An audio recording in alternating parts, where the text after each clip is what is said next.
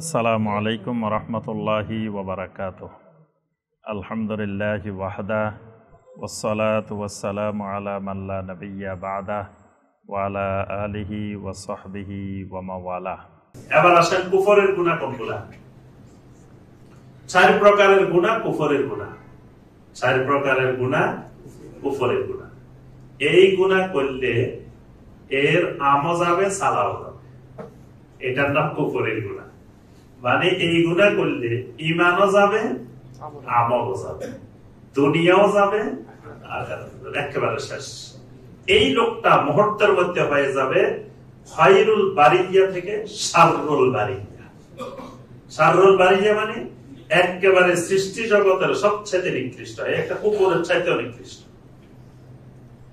আর যখন ঈমান ছিল তখন ছিল খায়রুল বারিয়া।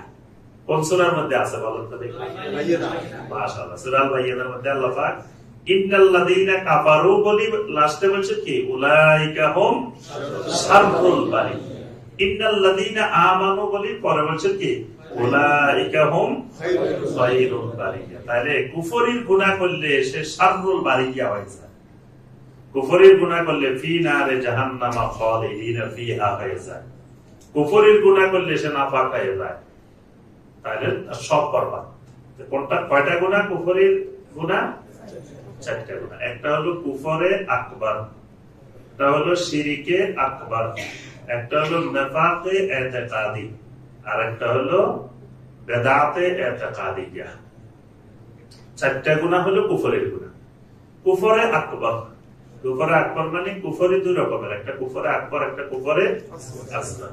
কুফরে আকবার যেটা বড় কুফরি, এই বড় কুফরি গুলা কুফরের গুনাহ। মানে এটা করলে ঈমান চলে যাবে, আমল নষ্ট হয়ে যাবে, স্থায়ী জাহান্নামী হয়ে যাবে। এই কুফরে আকবরের গুনাহ না। শিরকে আকবর আর কুফরে আকবর সমান, কাছাকাছি না। কুফর আর শিরকের মধ্যে একটা পার্থক্য আছে, বলেন তো দেখি। আমরা এর আগে বলছি দার্সে, কুফর আর শিরক দুটোটাই জঘন্য, কিন্তু দুইটার মধ্যে একটা তফাৎ আছে। সকল শিরক কুফর, কিন্তু সকল কুফর শিরক না। মানে কুল্লু শিরকিন কুফর, যত শিরক আছে সমস্ত শিরক কুফর, কিন্তু সকল কুফর শিরক না। এটা হলো মূল পার্থক্য, কিন্তু দুটোই জঘন্য। তবে শিরকের চাইতে কুফর আরো জঘন্য। এজন্য আপনার যিনি মুশরিক উনি কাফের, আবার প্রত্যেক কাফের মুশরিক না। কাফের নাস্তিক হইতে পারে, কাফের কিন্তু কাফের মানে যে কিচ্ছু মানে না, হেও কাফের। এই জন্য প্রত্যেক কাফের মুশরিক না, কিন্তু প্রত্যেক মুশরিক কাফের। তাহলে কুফরে আকবর বড় বড় কুফরিজম, শিরকে আকবর। শিরক দুই রকমের আছে, একটা শিরকে আকবর, একটা শিরকে আসগর। শিরকে আকবর বড় শিরক, এটা কুফরের গুনাহ। মুনাফিকি বা নিফাক এটাও দুই রকমের, একটা আকীদার নিফাক, একটা আমলের নিফাক। আকীদার নিফাক কুফরের গুনাহ, আকীদার মুনাফিকি কুফরের গুনাহ, আমলের মুনাফিকি কবিরা গুনাহ। আকীদার মুনাফিকি ঠিক মনে রাখবেন, কুফরে আকবর কুফরের গুনাহ, কুফরে আসগর কবিরা গুনাহ, শিরকে আকবর কুফরের গুনাহ, শিরকে আসগর কবিরা গুনাহ। আকীদার মুনাফিকি কুফর, আর আমলের মুনাফিকি কবিরা গুনাহ। বেদাত দুই ধরনের, একটা আকীদার বেদাত, একটা আমলের বেদাত। আকীদার বেদাত কুফর, আমলের বেদাত কবিরা গুনার চেয়ে বড়, কবিরা গুনার চেয়েও বড়, কিন্তু শিরকের চেয়ে কুফরের চেয়ে নিচে ভাজাভাজি। বেদাতের গুনাহটা সাধারণ কবিরা গুনার চেয়ে বড় গুনাহ। আচ্ছা, তাহলে আমরা প্রথম পাইলাম কুফর। দুই নম্বর গুনাহ যেটা, সেটা ফুসুক। ফুসুক মানে কবিরা গুনাহ। এজন্য কবিরা গুনাহ যে করে তাকে আমরা বলি ফাসিক। কবিরা গুনাহ যে করে তার নাম ফাসিক। ফাসিকে মু'লিন প্রকাশ্য কবিরা গুনাহকারী। একটা হলো গোপনীয় কবিরা গুনাহকারী, আর একটা হলো প্রকাশ্য কবিরা গুনাহকারী। যেমন কেউ দাড়ি কাটে, দাড়ি একবারে মুন্ডন করে ফেলছে, এই লোক হলো ফাসিকে মু'লিন, প্রকাশ্য ফাসিক। কোন গোপনীয়তা নেই, দেখাচ্ছে যে আমি ফাসিক, মানে দিব্যি আরামে সে দেখে বেড়াচ্ছে। একজন মহিলা ব্যাপারটা করতেছে, এই মহিলা ফাসিকায়ে মু'লিনা, মানে প্রকাশ্য ফাসিক, কারণ সে কবিরা গুনাহটা গোপনে করতেছে না, কবিরা গুনাহটা একেবারে মানুষকে দেখায় দেখায় প্রকাশ্যে করতেছে। এজন্য যে কবিরা গুনাহ করে তাকে বলে ফাসিক, যে কবিরা গুনাহ করে তার নাম কি? ফাসিক। এজন্য ফাসিকরা কোনো খবর বললে ফাতাবায়ানু, যাচাই করা ফরজ। ইয়া আইয়ুহাল্লাযীনা আমানু ইন জাআকুম ফাসিকুম বিনাবাইন ফাতাবায়ানু। এখন আমাদের দেশে যে পত্রিকা বাহির করে তারা, পত্রিকার খবর আসলে সাথে সাথে বিশ্বাস করে ফেলা যাবে না, ফাতাবায়ানু, যাচাই করতে হবে, কারণ এদের খবরের মধ্যে গন্ডগোল আছে, খবর সঠিক না সব। কারণ অনেক সময় বিভিন্ন ভাবে তারা খবর প্রচার করে, বিভিন্ন মানে সত্য মিথ্যা বিভিন্ন ধরনের করে, টেলিভিশনে খবর প্রচার করে, সব সত্য না। এই জন্য অনেক মানুষ আছে সহজ সরল বিশ্বাস করে ফেলায়, মিয়া টেলিভিশনে বলছে, টেলিভিশনে বললে কি সব সত্য খবর বলে ফেলছে? টেলিভিশনে যারা বলছে এরা কি একেবারে সাদিকিন, এরা সত্যবাদী, এরা ফাসিক। পত্রিকা যারা বাহির করছে এরা কি সাদিকিন? এরা ফাসিক। আল্লাহ পাক বলে দিয়েছেন যে যখন কোন ফাসিক তোমাদের কাছে কোন সংবাদ নিয়ে আসবে, ফাতাবায়ান, এটা বিশ্বাস করা যাবে না, এটাকে যাচাই বাছাই করে তারপরে বিশ্বাস করতে হবে। তাহলে কবিরা গুনাহ যারা করে তাদের নাম হলো কি? ফাসিক। প্রকাশ্য ফাসিককে সালাম দেওয়া যাবে না, প্রকাশ্য ফাসিককে, সে প্রকাশ্যে দিব্যি আরামে আল্লাহ নাফরমানি করতেছে, তাহলে তার কল্যাণ কামনা করা যাবে না, তার হেদায়েত কামনা করতে হবে, আল্লাহ যেন তাকে হেদায়েত দান করে। এজন্য ফাসিকে মু'লিন, প্রকাশ্য কবিরা গুনাহকারী গোপন কবিরা গুনাহকারীর চাইতে মারাত্মক। যে কবিরা গুনাহ নিয়ে ঘোরাফেরা করতেছে সবার সামনে, সে প্রকাশ্যে আল্লাহ নাফরমানি করতেছে। এক লোকে রমজানের দিনে খাইতেছে কিন্তু মানুষের আড়ালে খাইতেছে, আরেকজন মানুষের সামনে রেস্টুরেন্ট খুলি সবার সামনে বসে বসে খাইতেছে, তো দুই অপরাধী কি সমান? সমান। এজন্য প্রকাশ্য কবিরা গুনাহ আর গোপনীয় কবিরা গুনাহ দুটার মধ্যেও পার্থক্য আছে।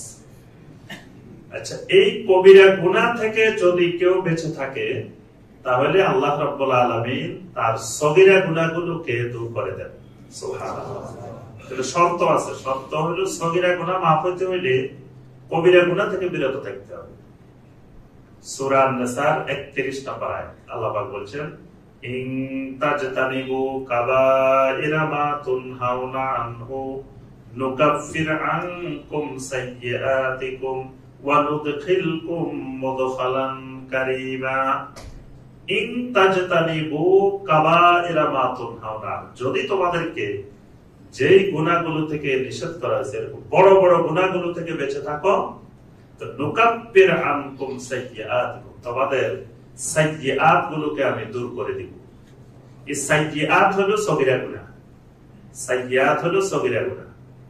তাহলে সগীরা গুনাহ দূর হইতে হলে শর্ত হলো কি? কবিরা গুনাহ থেকে বেঁচে থাকতে হবে। আর যে কবিরা গুনাহ থেকে বাঁচে না তার সগীরা গুনাহ দূর হবে না। এই সূত্রটা ভালো করে মনে রাখতে হবে। যেমন ধরেন মুসাফাহা করলে গুনাহ মাফ হয়, মাফ হয় না? কিন্তু যে কবিরা গুনাহ থেকে বাঁচে না, হে 100 বার মুসাফা করলেও তার গুনাহ মাফ হবে না, সগীরা গুনাহ মাফ হবে না। কারণ সে নামাজে পড়ে না, এখন 100 বার মুসাফা করছে মানুষের সাথে, তার কি গুনাহ মাফ হবে? কিচ্ছু হবে না, কারণ সে বড় বড় গুনাহ করে বেড়াইতেছে, সেগুলাকে কিছু মনে করতেছে না। তার এই মুসাফাহাত দ্বারা সগীরা গুনাহ মাফ হবে না, সালাম দিলে সগীরা গুনাহ মাফ হবে না।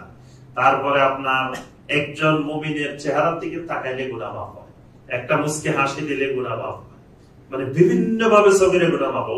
ওযুর পানির সাথে সগীরা গুনাহগুলো দূর হয়। কিন্তু যে লোক কবিরা গুনাহ থেকে বিরত থাকে না, তার এই সগীরা গুনাহগুলো দূর হয় না। এইজন্য আল্লাহ পাক শর্ত দিয়েছেন, ইন হরফে শর্ত, শর্ত দিয়ে বলছেন যদি কবিরা গুনাহ থেকে বাঁচো তাহলে তোমাদের অন্যান্য গুনাহগুলোকে দূর করা হবে।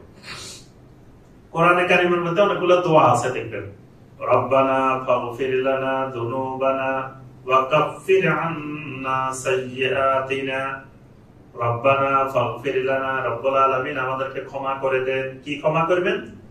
যুনুবানা, আমাদের যুনুব। এরপর আবার আল্লাহ পাক বলেন ওয়াকাফির আন্না সাইয়্যাতিনা, আমাদের সাইয়্যাত গুলোকে দূর করে দেন। তাহলে যুনুব ও গুনাহ, সাইয়্যাত ও গুনাহ। যুনুব হলো কবিরা গুনাহ আর সাইয়্যাত হলো কি? সগীরা গুনাহ। সিজদার মধ্যে নবী সাল্লাল্লাহু আলাইহি ওয়াসাল্লাম একটা দোয়া করতেন, আল্লাহুম্মা গফিরলি যামবি কুল্লাহ দিক্কাহু ওয়া জিল্লা ওয়া আওয়ালাহু ওয়া আখিরা ওয়া আলানিয়াতাহু ওয়া সিররাহ। এই দোয়াটা পারেন তো নাকি? হিসনুল মুসলিমের মধ্যে আছে, মুখস্থ করে ফেলবেন। নবী সাল্লাল্লাহু আলাইহি ওয়াসাল্লাম সিজদার মধ্যে বলেন আল্লাহুম্মা গফিরলি, আল্লাহ আমাকে ক্ষমা করে দেন। কি ক্ষমা করবেন? যামবি কুল্লাহ। এই যামবি এক বচন, বহু বচন হলো যুনুব, কবিরা গুনাহ। যামবি কুল্লাহ, আমার সমস্ত কবিরা গুনাহ মাফ করে দেন। সমস্ত বলতে কয় ধরনের গুনাহ করতে পারি আমি? কয়টা হালত? জি, এরপরে দেখেন নবী সাল্লাল্লাহু আলাইহি ওয়াসাল্লাম হালত গুলো বর্ণনা করছেন। আল্লাহুম্মা গফিরলি যামবি কুল্লাহ দিক্কাহু ওয়া জিল্লা। মানে আমি যে কবিরা গুনাহগুলো করছি এর মধ্যে কিছু মোটা কবিরা গুনাহ, কিছু চিকন কবিরা গুনাহ। কিছু গুনাহ আছে কি মোটা কবিরা গুনাহ, কিছু কবিরা গুনাহ আছে কি চিকন কবিরা গুনাহ। মানে সূক্ষ্ম আর একটা হলো মানে সূক্ষ্ম কবিরা গুনাহ আছে। দিক্কা, এবার আল্লাহ সূক্ষ্ম সূক্ষ্ম আমি যে গুনাহগুলো করছি। আর একটা হলো জিল্লা, যেটা মোটা দাগে বড় দাগে করছি, সব মাফ করে দেন। এরপরে আলাম, এরপরে হলো দিক্কা ওয়া জিল্লা ওয়া আওয়ালাহু ওয়া আখিরা। কিছু করছি যৌবন কালে, কিছু করছি এখন বৃদ্ধকালে, কিছু আগে করছি, কিছু পরে করছি, এগুলো মাফ করে দেন। আবার ওয়া আলানিয়াতাহু ওয়া সিররা, কিছু প্রকাশ্যে করছি, কিছু গোপনে করছি, সবগুলা মাফ। তাহলে কবিরা গুনাহ কয় হালত? 6 হালত এই দোয়ার মধ্যে আছে। কবিরা গুনাহ কয় হালত? 6 হালত। একটা হলো চিকন কবিরা গুনাহ, মোটা কবিরা গুনাহ। তারপরে যৌবনকালের কবিরা গুনাহ, বৃদ্ধকালের কবিরা গুনাহ, প্রকাশ্য কবিরা গুনাহ, গোপন কবিরা গুনাহ। এই সবগুলোর নাম যাম। আচ্ছা, আপনার বাসা থেকে বের হইতেছেন, পরিবার পরিজনের জন্য দোয়া করবেন। কিভাবে দোয়া করবেন?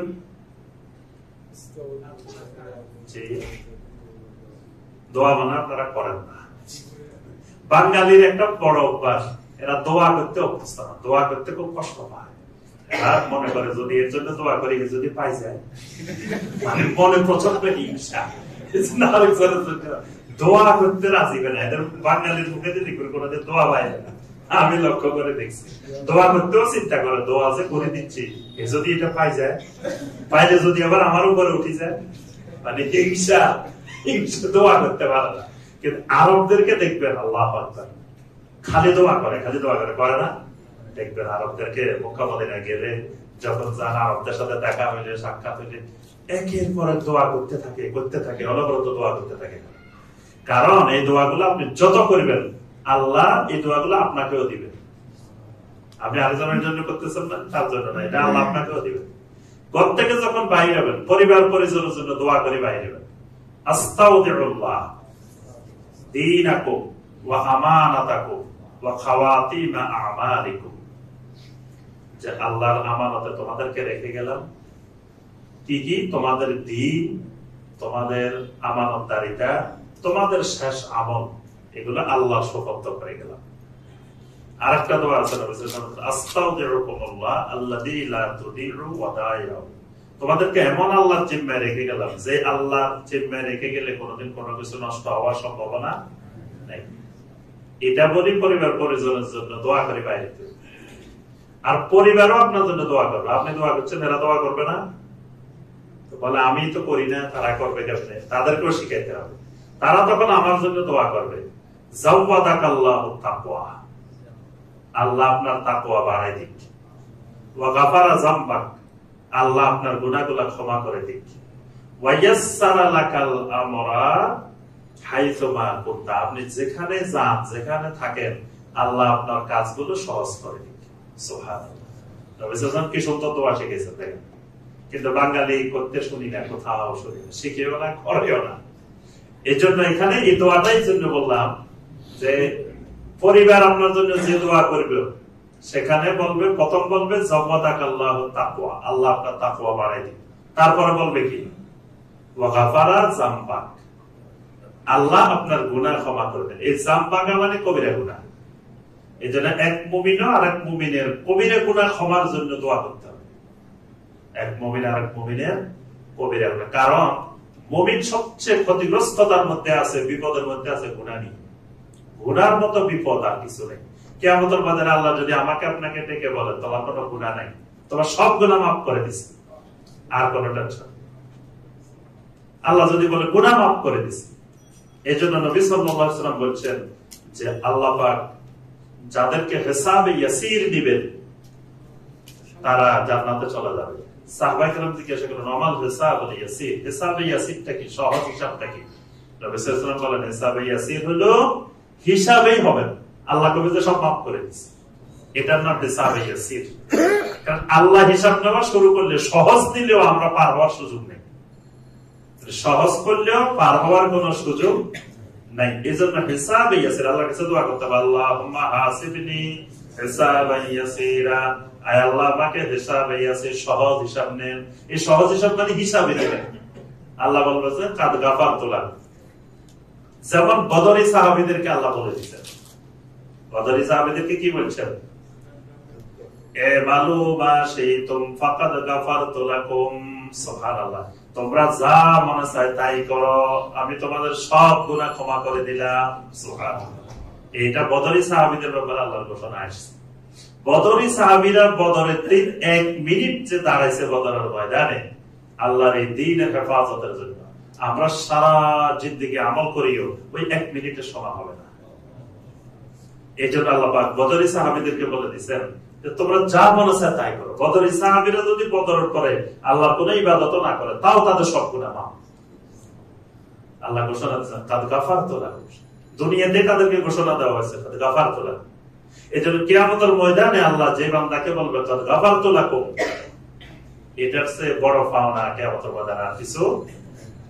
এই যে আপনারা যে মাজলিসে এখন বসে আছেন, এখান থেকে ওঠার সময় কিন্তু আল্লাহ বলে কাদ গাফারতু লাকুম, সুবহানাল্লাহ। এখানে মাজলিসে যারা বসে এরা যখন উঠে যায়, আল্লাহ রাসূল সাল্লাল্লাহু আলাইহি ওয়াসাল্লাম বলছেন যে জিকিরের মাজলিস হলো জান্নাতের বাগান, রিয়াদুল জান্নাহ বলছে এটাকে। তো এই রিয়াদুল জান্নাহ যারা বসে এখান থেকে যখন উঠে যায়, যাওয়ার সময় আল্লাহ পাক এদেরকে বলতে থাকে কাদ গাফারতু লাকুম, আমি তোমাদেরকে ক্ষমা করে দিলাম, সুবহানাল্লাহ। তাহলে 2 নম্বর গুনাহ আমরা কি পেলাম? ফুসুক মানে কবিরা গুনাহ। 3 নম্বর গুনাহ ইসিয়ান। ইসিয়ান মানে যেগুলা কবিরা গুনাহ না, এগুলাকে বলা হয় ইসিয়ান। আচ্ছা, এবার আসেন আমরা 1 নম্বর যেটা বলছি সেটা হলো শিরক। তো এই শিরকও কিন্তু ওই আসসাবউল মুবিকাতের অন্তর্ভুক্ত। 7টা যে ধ্বংসাত্মক গুনাহ, এই 7টি ধ্বংসাত্মক গুনাহর মধ্যে শিরক 1 নম্বর গুনাহ। আল্লাহ রাসূল সাল্লাল্লাহু আলাইহি ওয়াসাল্লাম বললেন ইজতানিবুস সাবআল মুবিকাত, তোমরা 7টি ধ্বংসাত্মক গুনাহ থেকে নিজেদেরকে বাঁচিয়ে রাখো। ক্বালু ইয়া রাসূলুল্লাহ ওয়া মা হুন্না, সাহাবায়ে কেরাম জিজ্ঞাসা করলেন হে আল্লাহর রাসূল সাল্লাল্লাহু আলাইহি ওয়াসাল্লাম, এই 7টা গুনাহ কি, ধ্বংসাত্মক কবিরা গুনাহগুলো কি? ক্বালা আশ-শিরকু বিল্লাহ, নবী সাল্লাল্লাহু আলাইহি ওয়াসাল্লাম বলেন 1 নম্বর হলো আশ-শিরকু বিল্লাহ, আল্লাহর সাথে শিরক করা। ওয়াস-সিহর, 2 নম্বর হলো জাদু করা। ওয়া কাতলুন নাফসিল্লাতী হারামাল্লাহু ইল্লা বিল হক, অন্যায়ভাবে কোন মানুষকে হত্যা করা। 4 নম্বর ওয়া আকলুর রিবা, সুদ খাওয়া। 5 নম্বর ওয়া আকলু মালিল ইয়াতীম, এতিমের সম্পদ খাওয়া। 6 নম্বর ওয়া তাওয়াল্লি ইয়াউমাজ যাহাব, জিহাদের ময়দান থেকে যুক্তিসঙ্গত কারণ ছাড়া পালিয়ে যাওয়া। 7 নম্বর ওয়া কাযফুল মুহসানাতিল মুমিনাতিল গাফিলাত, দিনদার, ইমানদার, সরলা, গাফিলাত এবং পবিত্র এরকম একজন নারীর বিরুদ্ধে মিথ্যা অপবাদ দেওয়া। এই 7টাকে নবী সাল্লাল্লাহু আলাইহি ওয়াসাল্লাম বলছেন আস-সাবউল মুবিকাত। আল্লাহ পাক আমাদের সবাইকে দ্বীনের উপরে চলার, ঈমান ও আমলের উপরে চলার তৌফিক দান করুন। আমিন ইয়া রাব্বাল আলামিন। সুবহানাকাল্লাহুম্মা ওয়া বিহামদিকা আশহাদু আল্লা ইলাহা ইল্লা আনতা আস্তাগফিরুকা ওয়া আতুবু ইলাইক।